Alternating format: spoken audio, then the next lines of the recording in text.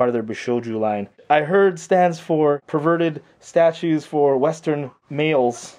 What up YouTube, this is Nate from BFG Reviews, and today we are going to be doing a pickup video, not thrift store related. Before we get started, real quick, congratulations to Chris. He found the totally intended error in last week's pickup video, the thrift store edition. This is not Goldar. King Sphinx, totally intended error. He actually asked for it, and he's a really big Power Ranger collector, so Chris, buddy, this is going to be going out to you. Most of the stuff from here actually came from my main comic book store and collectible store, Galaxy Comics, here in Winnipeg, Canada. I've been going there for years. They always take good care of me, so shout out to Galaxy Comics. They have a bin of loose toys upstairs in their second floor of collectibles, and I saw this. Again, video game related stuff. I'll have to take them apart in pieces because E Honda has probably seen better days there.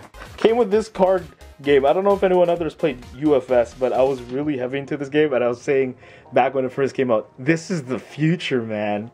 It's dead. This was a broken figure, and at risk of looking stupid, I'm not a professional restorer of action figures. I'm going to make a project where I put E Honda back together. I think he's going to make a nice addition to the game room. It's a SOTA, some people refer to as SOTA, state-of-the-art action figure. It has really nice detail in it, and the plastic that they use is actually very heavy. Almost, it has a density like a stone, I want to say, but obviously it's not stone. I don't know if this breaking apart is indicative of the quality of not off to a good start state-of-the-art action figures. But really cool. It comes with a replacement head. Comes with 2 replacement hands. Obviously, though, I want to use the slap hands because that's more trademark E Honda. Non-video game related pickup. This one, V for Vendetta, a figure of V. This is it's a NECA 12-inch figure. It came out, I think, around 2006. They made a few of these 12-inch figures, but I don't think they make any more of them today. You can see a nice layer of dust on there. This one was $24.99 with the Boxing Day discount. It came to under $20. Basically, it was brand new. It was just loose in the box. But V for Vendetta was a great movie. I'm happy to have this to my collection. It's one of those movies that is a staple for me, so I decided to pick up a figure to represent it and keep it prominent in the notorious man cave. Apparently, there's supposed to be 60 seconds of dialogue from the movie, which is really cool. V for Vendetta, as played by Agent Smith. Actually, he was played by Hugo Weaving. Really good actor. He's had a lot of cool-ass parts. He was actually the voice of Megatron. He's Red Skull. Good-ass acting. The guy acted with a mask on the whole movie. Seriously. Actually, I have a V for Vendetta mask around here somewhere. You get a lot of this movement happening. This one did come before Boxing Day. Ordered it online because it was a lot cheaper to get it online than at my comic book store.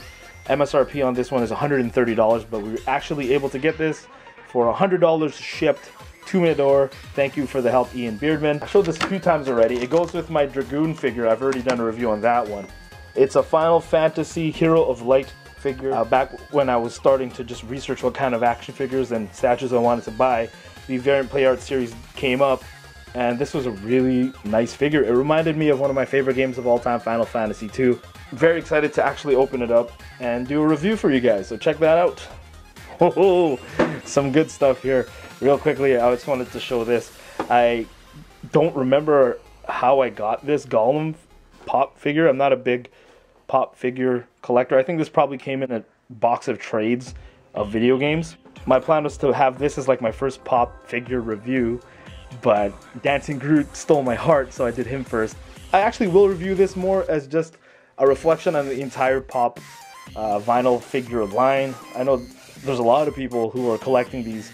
Yeah, it'll be a nice review, and I'll actually give this away on the channel as a thank you for having you guys check me out, so stay tuned for that. And another figure I do plan on giving away on the channel, just as a thank you to the action figure community for coming and check me out. This is a factory sealed Legion of Superhero Ultra Boy figure from DC Direct. Still has all the seals around it. Not a huge DC action figure fan, but I know there are a few people out there that would enjoy this in their collection.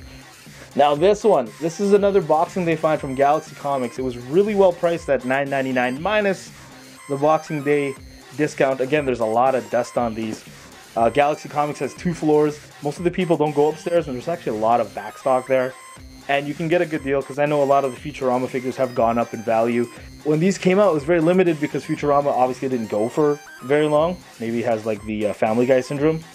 But they made these action figures and then they just kind of stopped production, so there's a limited supply of these. And there's a lot of hardcore Futurama fans, including my cousin. I bought the only 3 Futurama action figures left in the entire store, and I gave my cousin Neil the best ones, and I kept this one as mom.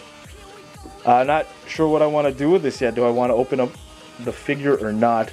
And like I said, I'm a relatively new action figure collector, so just comment below, people. I'm just wondering. I know a lot of people keep their action figures in the packaging. It's not like a statue you can take out and put back into the box. Statues necessarily don't lose a lot of their value, but I know action figures, as soon as you take them out of the box, it's like a car driven off the lot. You lost a lot of value.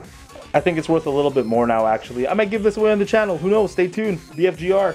Hottest show on the internet today, son. Another Boxing Day pickup over here. I think this one ended up being about $15, which is really nice. It's a Street Fighter 4 figure, again by NECA. NECA seems to be gaining a lot of popularity in my action figure collecting. I'm really appreciating all their toys. I missed out on this because obviously I wasn't collecting action figures back then. A lot of the like Ken and Ryu's, all the main name characters of the game are pretty much hard to find now.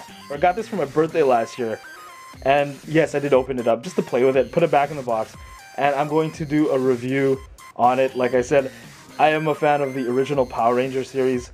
Appreciating it more now that I'm getting older, going back on Netflix and checking out all the episodes that I, you know, didn't fully understand as a kid. So I'm relearning all of it, and I'm having a fun time watching it. It's the Green Ranger Dagger, my second favorite Power Ranger next to Kimberly.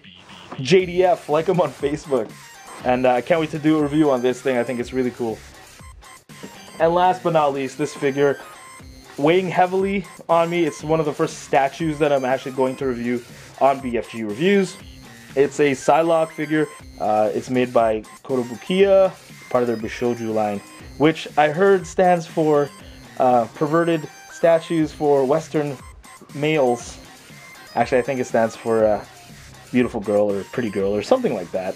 It's made by this famous artist, Shunya Yamshita.